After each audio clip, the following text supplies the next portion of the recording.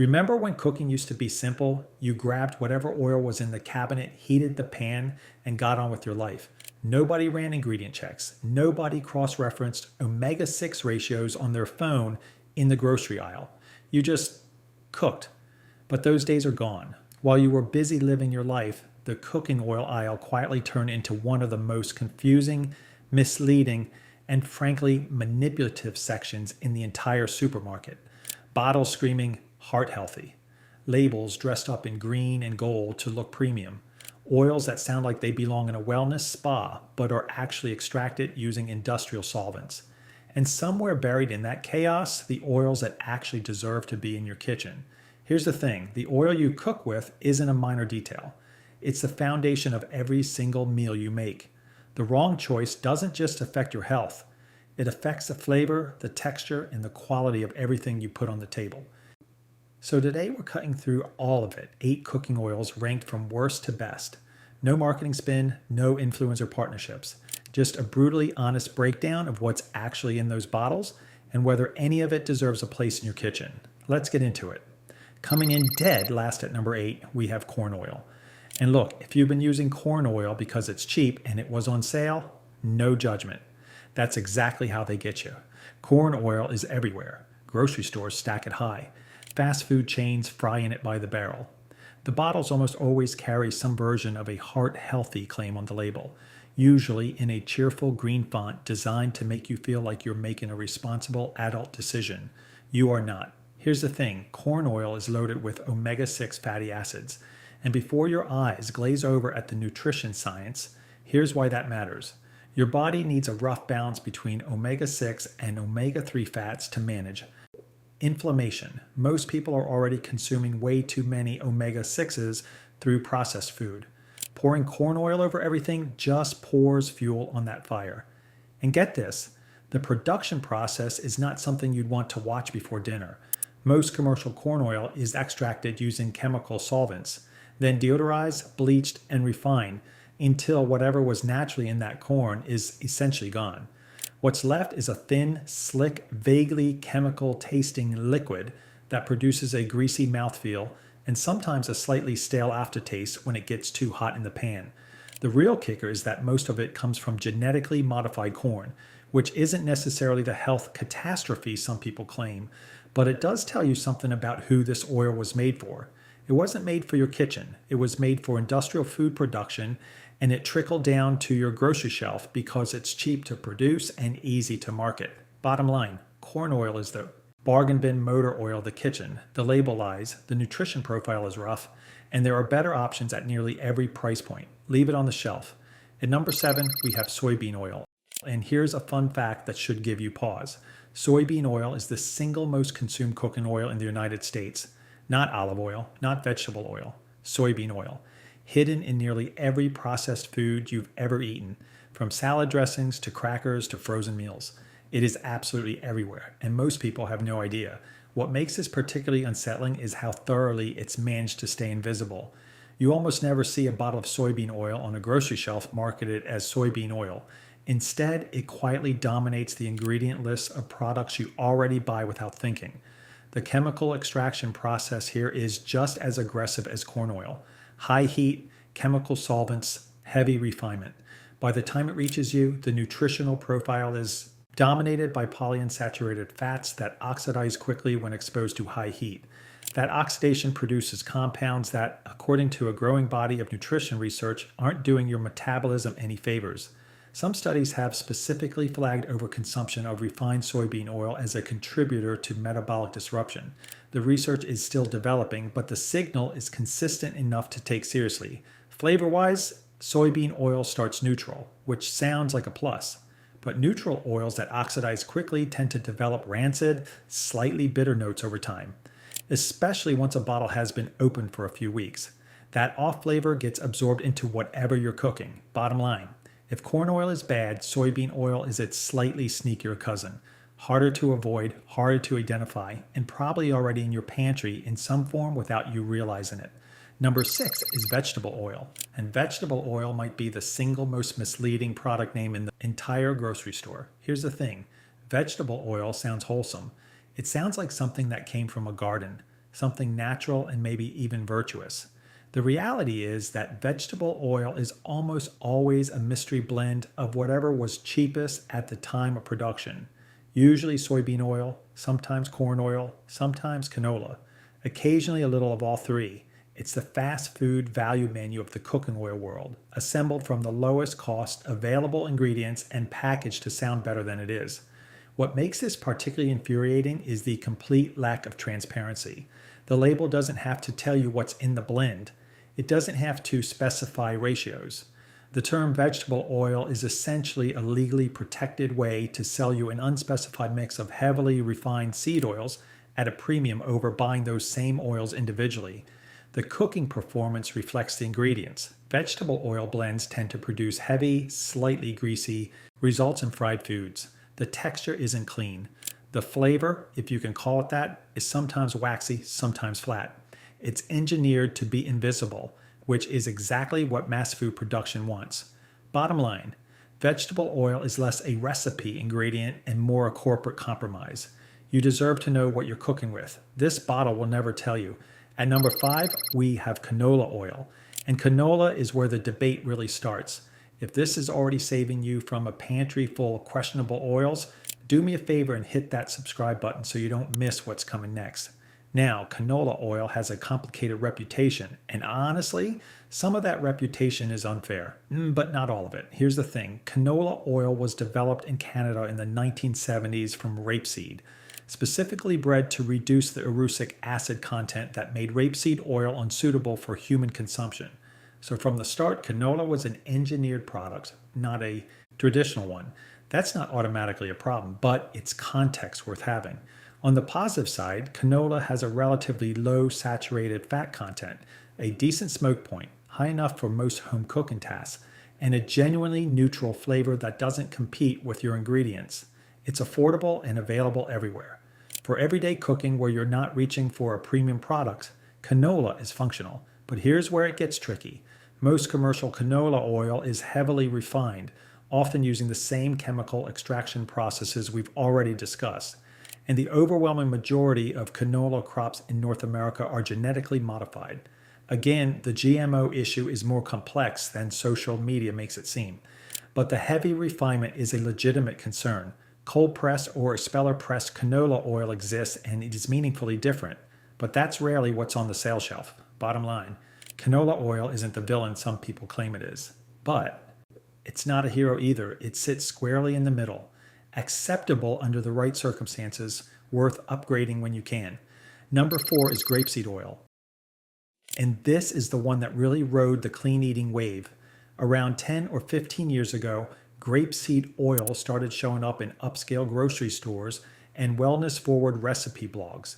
It had a story, made from the seeds left over after wine production, which felt artisanal and responsible. High smoke point, light texture. It felt like the sophisticated choice. And get this, the marketing worked almost perfectly. Here's the thing though, grapeseed oil is still high in omega-6 fatty acids. The same imbalance issue we flagged in corn and soybean oil applies here too, just with better packaging and a fancier origin story. The smoke point is genuinely solid, which makes it decent for pan frying and high heat cooking. The silky, light texture is real.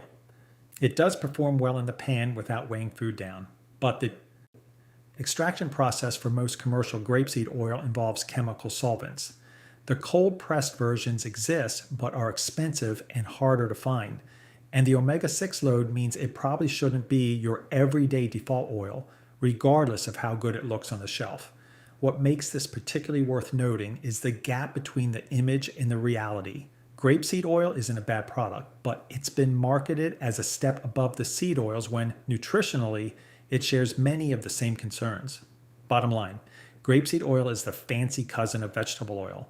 Better dressed, better performing at high heat, but still asking you to overlook some legitimate questions. Use it selectively.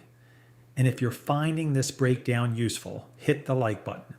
It genuinely helps the channel cut through the noise. Now at number 3, we're finally getting into the oils that actually deserve your money. Number 3 is avocado oil. Avocado oil is pressed from the flesh of the avocado, not the seed, not a byproduct, the actual fruit. and that distinction matters. The production process is closer to olive oil than to the solvent-extracted seed oils we've been talking about. What comes out is a rich, smooth oil with a genuinely high smoke point of around 500 degrees Fahrenheit. That's not a marketing claim. It's real, and it makes avocado oil one of the most versatile cooking oils you can buy for high heat applications.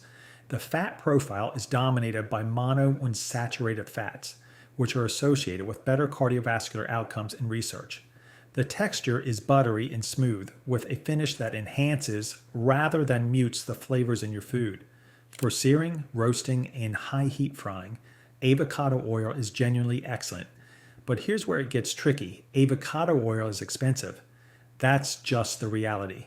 And a 2020 study out of UC Davis found that a significant portion of commercial avocado oil on the market was either diluted with cheaper oils or had gone rancid before the labeled expiration date.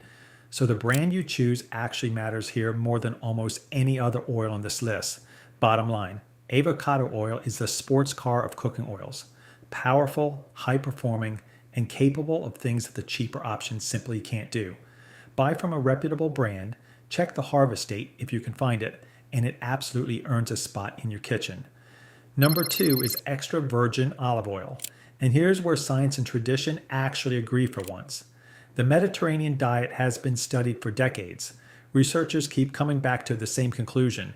Populations that use extra virgin olive oil as their primary cooking fat show consistently better cardiovascular outcomes, lower rates of chronic inflammation, and longer healthy lifespans.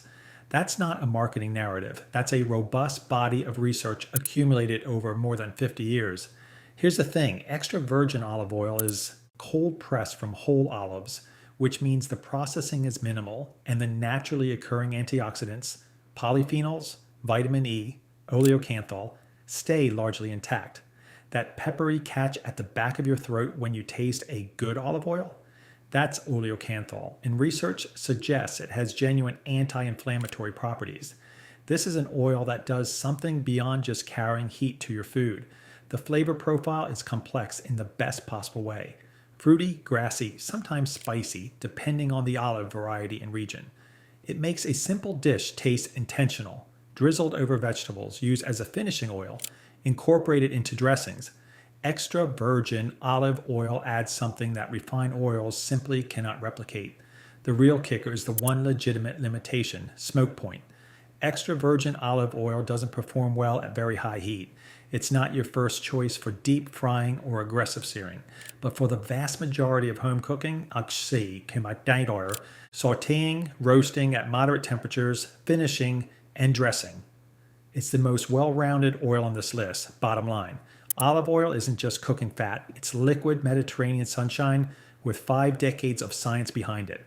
And at number 1, the top spot goes to coconut oil. Now, coconut oil is divisive. People either love it unconditionally or they've been scared off by headlines about saturated fat. But here's the thing. The conversation about coconut oil has been flattened into a simplistic, saturated fat bad narrative that ignores how this oil actually behaves. Coconut oil is extraordinarily heat stable. The high saturated fat content, and which is what generates the controversy, is also what makes it resistant to oxidation at high temperatures. While polyunsaturated oils are breaking down, producing oxidized compounds, and degrading in flavor and nutrition under heat, coconut oil stays structurally intact. For baking and frying, that stability is genuinely valuable. The texture is distinctive. Solid at room temperature, it melts almost immediately in the pan into a smooth, clean cooking fat. Refined coconut oil is essentially flavorless and odorless, which makes it usable in any dish. Unrefined coconut oil carries a light, almost sweet coconut note that works beautifully in baking and certain cuisines. And get this, coconut oil has a remarkably long shelf life. It resists rancidity better than virtually any other oil on this list. You're not going to open a jar of coconut oil 3 months later and find it has gone off. That's a real practical advantage in a home kitchen. What makes this particularly interesting is that the medium-chain triglycerides in coconut oil are metabolized differently than the long-chain fats in most other oils, more readily converted to energy rather than stored. The research on what that means long-term is still active, but the preliminary signals are interesting. Bottom line, coconut oil is the tank of cooking fats. Simple, sturdy, nearly impossible to break under heat, and genuinely versatile across baking, frying, and everything in between. So those are 8 cooking oils, ranked from worst to best. At the bottom, you've got the heavily refined seed oils, corn, soybean, and the mystery blends that hide under the vegetable oil label. These are industrial products wearing consumer packaging. They were built for mass food production and priced to move, not to serve your health or your cooking. In the middle, canola and grapeseed occupy the complicated zone. Not catastrophic choices, but not clean ones either. Products with legitimate uses and legitimate concerns, depending on how they're produced and how you use them. And at the top, avocado oil, extra virgin olive oil, and coconut oil earn their places for different reasons. Heat stability, antioxidant content, flavor complexity, and fat profiles that hold up under scrutiny. These are oils that actually enhance your cooking instead of just tolerating it. The real kicker in all of this is how aggressively the lower tier oils have been marketed as the healthy choice. The heart healthy labels, the green packaging, the wholesome sounding names, it's diet theater. The oils with the actual nutritional backing tend to be the ones that don't need a health claim on the front of the bottle, because their reputation is built on decades of research and traditional use. Your cooking oil is the foundation of every meal you make. It's worth getting right. And now you have everything you need to make that call the next time you're standing in the grocery aisle. Hit subscribe if this changed how you'll stock your kitchen, and drop a comment telling us which ranking you think we got wrong.